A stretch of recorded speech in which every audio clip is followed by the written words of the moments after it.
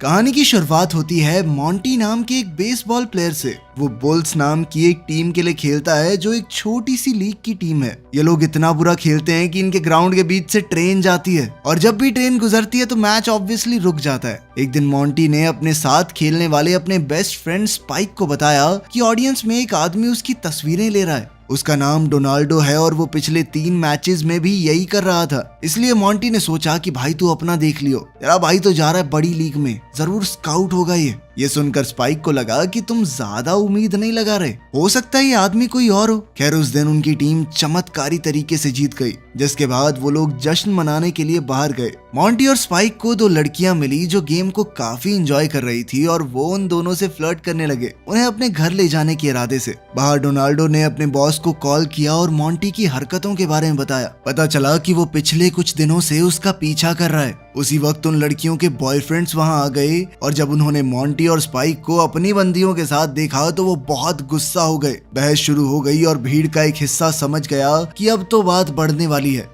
एक औरत ने पहले ही पुलिस को फोन कर दिया। जैसा कि हमने सोचा था, दोनों गुटों के बीच में लड़ाई शुरू हो गई। दोनों तरफ से मुक्के बरसने लगे। कुछ लोग तो बस मजे ले रहे थे, लेकिन कुछ लोग खुद भी लड़ाई में कूद गए। टेबल्स पर लोगों को फेंका जा रहा था और कुर्सियां हथियारों की तरह इस्तेमाल हो रही थी। अगली सुबह हमने देखा कि मॉन्टी और स्पाइक अभी भी जेल में ही हैं, लड़ाई करने के लिए। उनका कोच चार्ली आया और उसने कहा कि टीम को मैनेज करने वाले उनकी बेल के पैसे नहीं देने वाले। वो दोनों परेशान हो गए कि सीजन का आखिरी मैच मिस हो जाएगा, लेकिन चार्ली ने समझाया कि मैनेजमेंट वैसे भी तुम्हारी कोई परवाह नहीं करती। उनका प्लान है नए और जवान प्लेयर्स को टीम में लेके आना ताकि टीम को नया बनाया जा सके। कुछ घंटों बाद दोनों को कोर्ट ले जाया गया, जहां उनके ऊपर बहुत सारे आरोप लगे, जैसे मारपीट और प्रॉपर्टी का नुकसान करना। दोनों ने कसम खाई कि वो निर्दोष हैं और जज से बहस करने लगे। जज इरिटेट हो गया और उसने जानबूझकर बेल $3000 पर सेट कर दी। पैसे ना होने की वजह से उन्हें वापस जेल में भेजा जाने वाला था, लेकिन तभी डोनाल्डो वहां आ गया।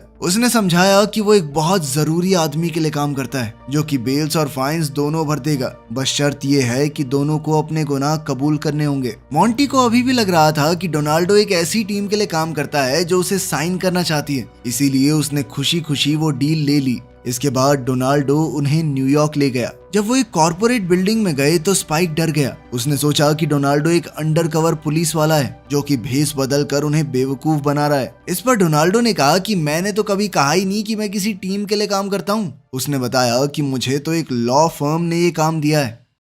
इसके बाद तीनों एक बड़े शानदार ऑफिस में पहुंचे और मॉन्टी को अकेले अंदर ले जाया गया ताकि वो वकीलों से मिल सके। ये वकील मॉन्टी के बड़े चाचा रूपर्ट का है, जिनका 1930 के दौर में अपने परिवार से बहुत बड़ा झगड़ा हो गया था। उस झगड़े के बाद रूपर्ट गायब हो गया और फिर किसी ने भी उसके बारे में कुछ नहीं सुना। अब सच सामने आया कि रूपर्ट तो देश के सबसे अमीर आदमियों में से एक बन गया था और अब क्योंकि वो पिछले महीने मर गया तो मॉन्टी अब उसका अकेला जिंदा वारिस है। लेकिन रूपर्ट की कुछ खास शर्तें थी। वकील ने एक रिकॉर्ड को प्ले किया जो रूपर्ट ने अपने होने वाले वारिस के लिए छोड़ा था। मॉन्टी ये देखकर हिल गया कि मेरा चाचा गोरा कैसे है, लेकिन रूपर्ट ने पहले ही ये सब सोच लिया था और उसने समझाया कि तुम्हारे दादा की 2 बीवियां थी, एक गोरी और दूसरी तुम्हारे जैसे रंग की। रूपर्ट मॉन्टी से थोड़ा निराश था कि उसने जिंदगी में कुछ खास नहीं किया और अपनी कहानी बताई कि उसके पिता ने उसे बचपन में कैसे सजा दी थी। खैर अब मॉन्टी को ये दिखाना होगा कि वो सच में इस सब के लायक है। उसे पैसे खर्च करने होंगे एक खास तरीके से।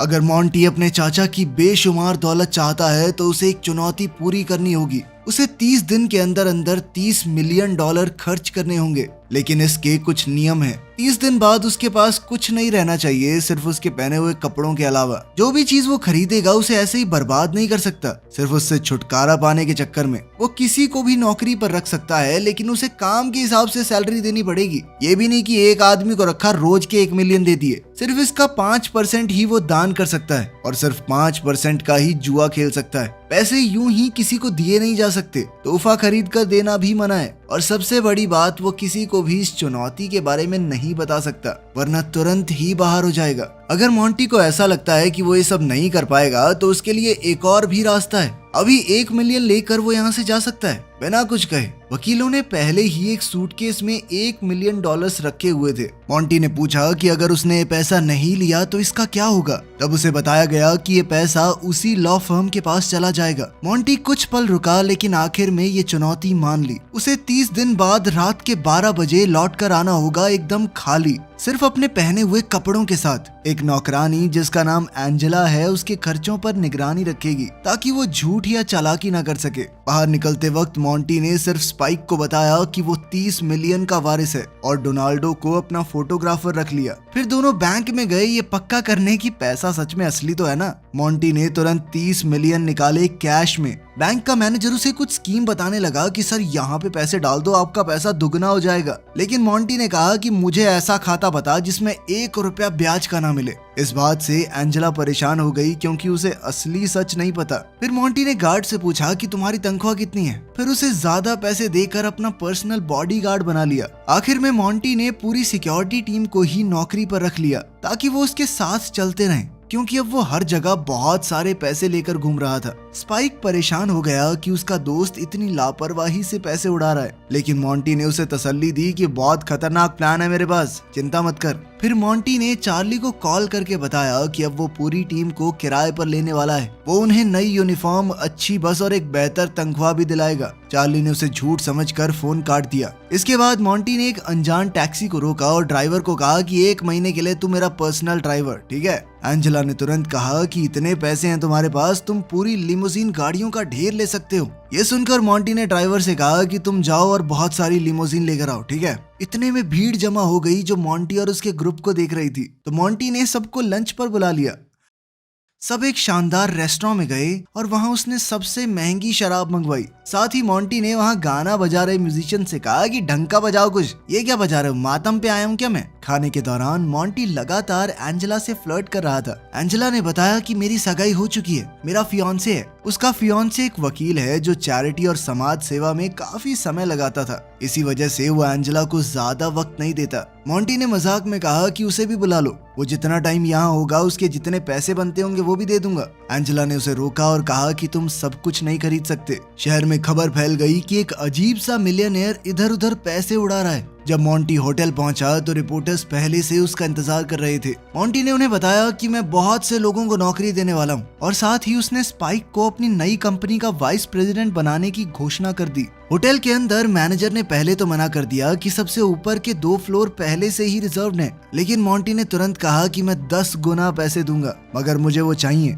इसके बाद मैनेजर तुरंत मान गया। अब पूरा ग्रुप आलीशान कमरों में चला गया और मोंटी और स्पाइक ने नए सूट किराए पर ले लिए। शाम को एंजेला का फियांसे वॉरेन उसे लेने आया। मोंटी ने तुरंत मौका पकड़कर उसकी एक चैरिटी में पैसे दान कर दिए। वॉरेन को कमरे में रखे हुए एंटीक पीसेस और फर्नीचर बहुत अच्छा लगा और वो इस बारे में काफी कुछ जानता था, तो ज्ञान पेलने लगा। जिस पर मोंटी ने खुश होकर कहा कि आज से तू मेरा पर्सनल डेकोरेटर, और तनख्वाह भी इतनी दूंगा कि सारी उम्र काला कोट पहन के भी नहीं कमा पाएगा। वॉरेन बिना सोचे तुरंत मान गया। एंजेला हैरान हो गई कि उसका मंगेतर इतनी आसानी से पैसों के लिए बिक गया। अगली सुबह वॉरेन अपने लॉ फर्म वाले बॉसेस के पास गया और उनसे कहा कि मुझे 1 महीने की छुट्टी चाहिए। उसके बॉस मान गए, लेकिन बदले में वॉरेन को अपना जासूस बना लिया ताकि वो मोंटी के हर एक कदम की रिपोर्ट कर सके। उन्होंने कहा कि एंजेला को भी ये बात मत बताना। इसी बीच मोंटी अपने दफ्तर को लोगों से भर रहा था। धड़ाधड़ नौकरियां मिल रही थी। वो बेकार से बेकार लोगों को भी काम पर रख रहा था, क्योंकि भाई को तो बस पैसे उड़ाने थे।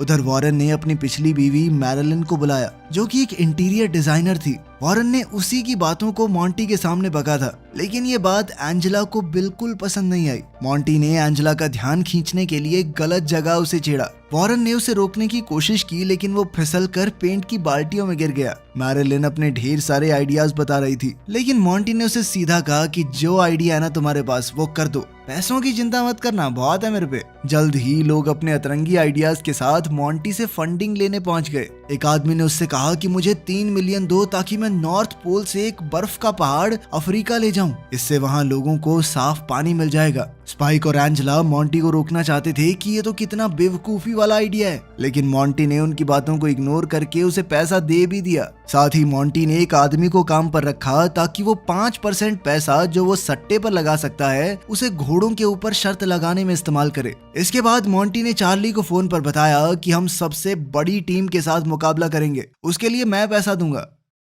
उसने अपनी टीम के बाकी प्लेयर्स को जल्द से जल्द लाने के लिए हेलीकॉप्टर भेज दिया। स्टेडियम के बाहर मॉन्टी अपने दोस्तों का इंतजार कर रहा था पूरी वेलकम पार्टी के साथ, और उसे खुशी हुई जब उसने देखा कि सबने नए यूनिफॉर्म पहने हुए हैं। उसने सबके लिए महंगे पेंट हाउसेस भी रेंट कर दिए। वकीलों ने ये सब देखा तो वो सोच में पड़ गए कि उन्होंने उसे कम समझने की गलती कर दी। बाद में मॉन्टी ने खुद भी यूनिफॉर्म पहनी और अपनी टीम के साथ प्रैक्टिस करने लगा। जल्द ही उस बड़े मैच की घोषणा की गई। फिर स्पाइक और एंजेला एक फाइनेंशियल एडवाइजर को लेकर आए ताकि वो मॉन्टी को समझा सके कि पैसों को समझदारी से कैसे खर्च करते हैं, लेकिन मॉन्टी ने उसे कमीशन की बजाय सैलरी पर रखा। साथ ही उसने पूरा प्लान बनाया कि कैसे इसकी एक बात भी नहीं माननी। उधर स्पाइक और मॉन्टी दिमाग शांत करने के लिए बेसबॉल खेलने लगे और स्पाइक ने मौका मिलते ही मॉन्टी से कहा कि उसे गहनों या स्टैम्प्स में इन्वेस्ट करना चाहिए। ये सुनकर मॉन्टी के दिमाग में एक आइडिया आया। वो स्टैम्प्स की दुकान में गया और आज तक की सबसे महंगी स्टैम्प खरीद ली।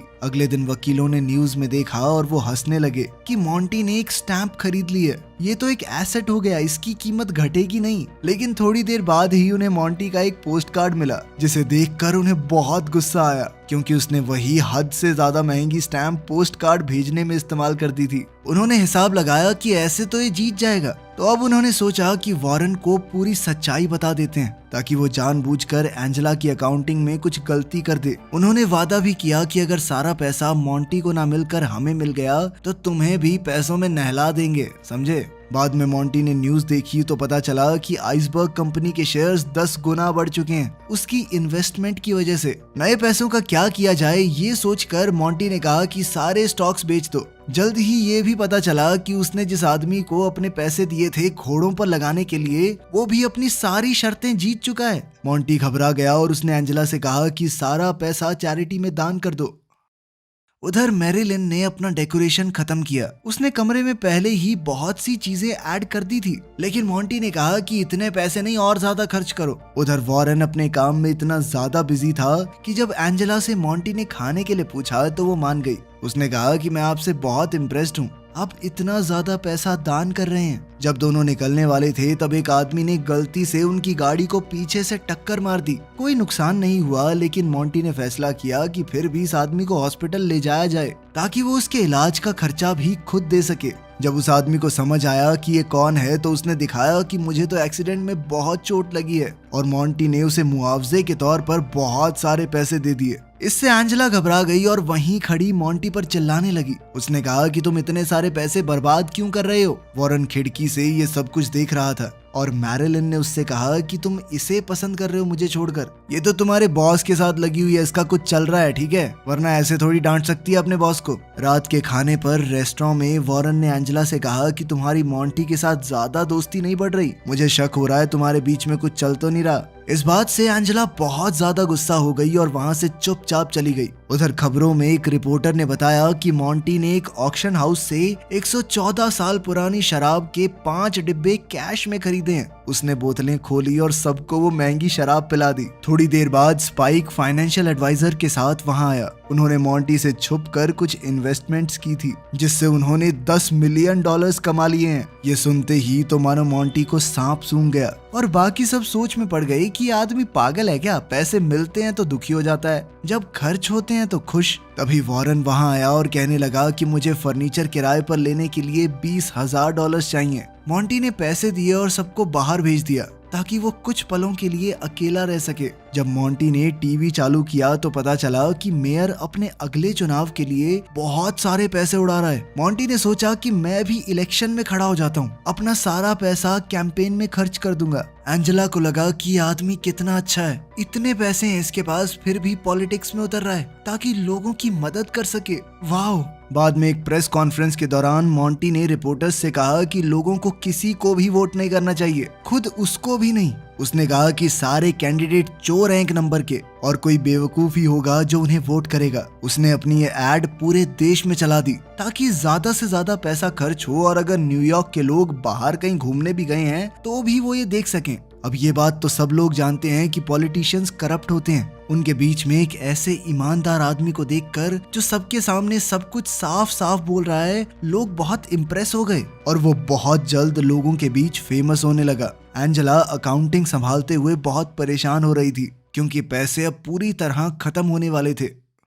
मेयर के इलेक्शन के लिए जो बाकी दो कैंडिडेट खड़े थे वो एक साथ आ गए। अब इलेक्शन में जो बाकी लोग खड़े थे उन्होंने सोचा कि हमारे बारे में टीवी पर बकवास कर रहा है, उल्टा सीधा बोल रहा है, इसका कुछ तो करना पड़ेगा। उन्होंने मॉन्टी के ऊपर डिफेमेशन का केस कर दिया, जिसके बाद मॉन्टी ने खुशी से $4 मिलियन जुर्माने के तौर पर भर दिए। आखिरकार उस बड़े मैच का दिन आ ही गया और मॉन्टी ने अपनी टीम से कहा कि आज ही मौका है, हमें दुनिया को दिखाना होगा कि हम उतने भी नल्ले नहीं है जितना लोग हमें समझते हैं। मैच शुरू होने से पहले एक ट्रेन मैदान से गुजरी जिसमें मॉन्टी ने अपने इलेक्शन के बहुत सारे एड्स लगा रखे थे। मॉन्टी ने सबसे पहले बॉल फेंकी और साथ ही पहले बंदे को आउट भी कर दिया। जब दूसरा बैटर आया तो स्पाइक उसका मजाक उड़ाने लगा। उसने कहा, तेरी बीवी खुश नहीं है तुझसे, मेरे पास आके बता रही थी सब कुछ। इस बात से वो आदमी बहुत गुस्सा हो गया और लड़ाई बहुत गंदी होने वाली थी, इसलिए उसे मैदान से निकाल दिया गया। तभी वॉरेन फर्नीचर की दुकान पर गया और जितनी चीजें उसने किराए पर ली थी सारी वापस कर दी, जिससे उसे डिपॉजिट के पैसे मिल गए।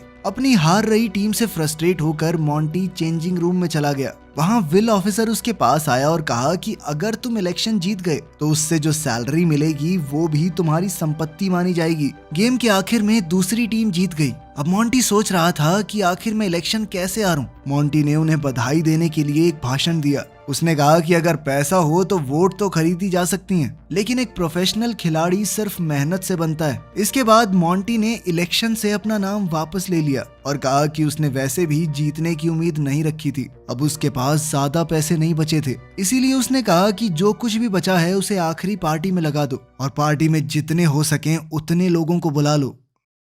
रात को जब एंजेला ने हिसाब किताब बंद किया तो बैलेंस एकदम जीरो था। मॉन्टी उसे पार्टी के लिए लेने आया पर एंजेला ने मना कर दिया। वो बहुत गुस्से में थी कि मॉन्टी ने इतने सारे पैसे ऐसी चीजों पर बर्बाद कर दिए जो मायने ही नहीं रखती। वो गुस्से में चिल्लाती हुई निकल गई और मॉन्टी का आई लव यू नहीं सुन पाई। मॉन्टी उससे बहुत प्यार करने लगा था। पार्टी में स्पाइक के गार्ड ने डोनाल्डो की जेबें चेक की तो पता चला कि वो पैसे चुरा रहा था। मॉन्टी के लिए काम करने वाले सभी लोग बहुत उदास थे कि उनका बॉस बिल्कुल कंगाल हो गया है। अब वो सभी लोग अपने पैसे जोड़कर उसकी मदद करना चाहते थे क्योंकि उसने भी तो जरूरत के समय पर उन्हें फटाक से नौकरी दे दी थी। पर मॉन्टी ने कहा कि नहीं, मैं आप लोगों के पैसे नहीं ले सकता। अगली सुबह जब मॉन्टी की नींद खुली तो उसके सर में बहुत तेज दर्द हो रहा था। होटल मैनेजर उसे याद दिलाने आया कि चेकआउट का समय हो गया है और अलग अलग डिपार्टमेंट के लोग उसकी किराए पर ली हुई चीजों को वापस ले जा रहे हैं जो उसने 1 महीने के लिए ली थी। मॉन्टी ने अपनी पुरानी यूनिफॉर्म पहनी और वो कमरा देखा जो मैरिलिन ने पूरा किया था। उसे वो पसंद आया, लेकिन फिर सारी किराए की चीजें वापस ले ली गई।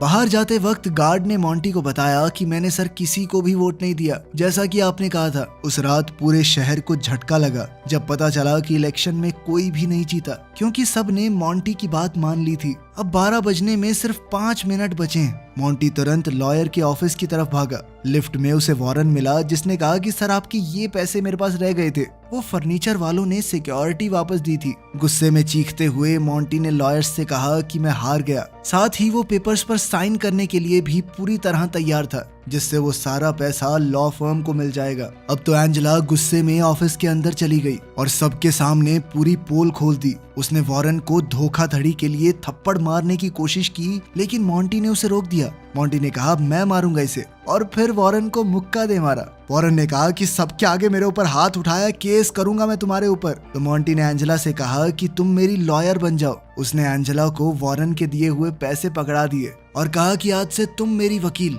घड़ी में जैसे ही 12 बजे एंजेला ने तुरंत अपनी सर्विस की रिसिप्ट बना दी, जिससे आखिरी मिनट पर मॉन्टी का बैंक बैलेंस एकदम खाली हो गया। फैसला सुनाया गया कि मॉन्टी चैलेंज जीत चुका है और उसे अब विरासत का पूरा पैसा मिलेगा। साथ ही लॉयर्स के फ्रॉड की भी जांच की जाएगी। मॉन्टी ने अपनी जीत का जश्न मनाया और एंजेला के साथ एक नई जिंदगी गुजारने के लिए निकल पड़ा। तो अगर आपके पास इतना सारा पैसा हो जाए तो आप क्या करेंगे, कमेंट्स में जरूर बताना। मिलते हैं अगली वीडियो में।